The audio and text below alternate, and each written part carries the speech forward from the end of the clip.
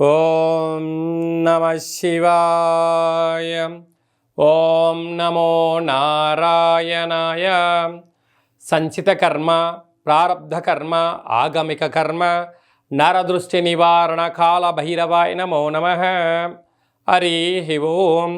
ఓం రాహు అరిష్టేతు సంప్రాప్తే రాహు పూజాంచ కారయేత్. రాహుధ్యానం ప్రవక్ష్యామి చక్షుదోషపీడోప ఉపశాంతయే. ఓం కాత్యాయనాయ విద్మహే కన్యకుమారి ధీమహి తన్నో దుర్గి ప్రచోదయాతు. హరి ఓం.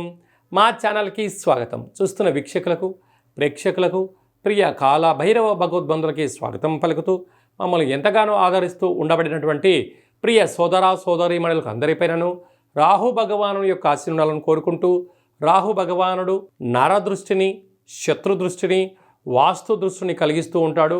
అలాంటి అందరిపైనను ఎలాంటి దోషాలు లేకుండా అందరికీ ప్రశాంతమైన వాతావరణాన్ని కలిగించి, అందరూ అనేక రకాలమైన ఎవరెవరైతే ఏ వృత్తులు అయితే చేస్తున్నారో ఆ వృత్తులలో అద్భుతమైన విజయం ప్రసాదించాలని కోరుకుందాము.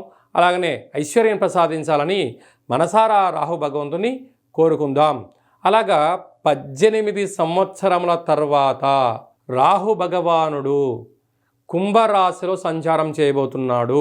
19వ తారీఖు 5వ నెల 2025 నుండి కుంభరాశిలో రాహు భగవానుడి యొక్క సంచార స్థితి.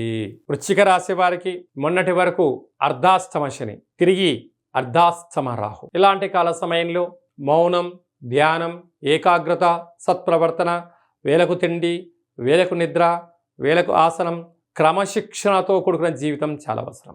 లేకపోతే అనారోగ్యము, నరాల బలహీనత, రక్తహీనత, వృత్తులలో, ఉద్యోగాల్లో, వ్యాపారంలో శత్రువులు అధికంగా ఉండడం, ఉద్యోగాన్ని పోగొట్టుకోవడం, చెప్పుడు మాటల చేత మీరు ఎడబాటయ్యే పరిస్థితి అధికంగా ఉంటుంది.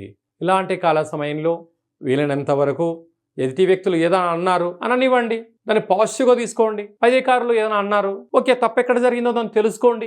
ఆ తప్పులు మళ్ళీ రిపీట్ అవ్వకుండా చూసుకోండి. పై అధికారులతో, సహా ఉద్యోగస్తులతో, కింది స్థాయి ఉద్యోగస్తులతో ప్రేమతత్వంతో మెలగండి. మీకు పోయిందైతే ఏమీ లేదు.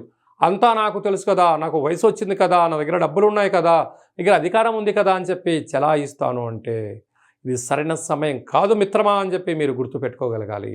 వీలైనంత వరకు ప్రతి మంగళవారం పూట రాహుకాల సమయంలో మౌనం, దుర్గామాత పూజ, ఎరుపు వస్త్రాలు, ఎరుపుటి పండ్లను దానం చేయడం వలన ఇలాంటి అంతర్గతమైనటువంటి శత్రువులను తొలగించుకునే ప్రయత్నం కలుగుతుందని చెప్పి కూడా గమనించాలి.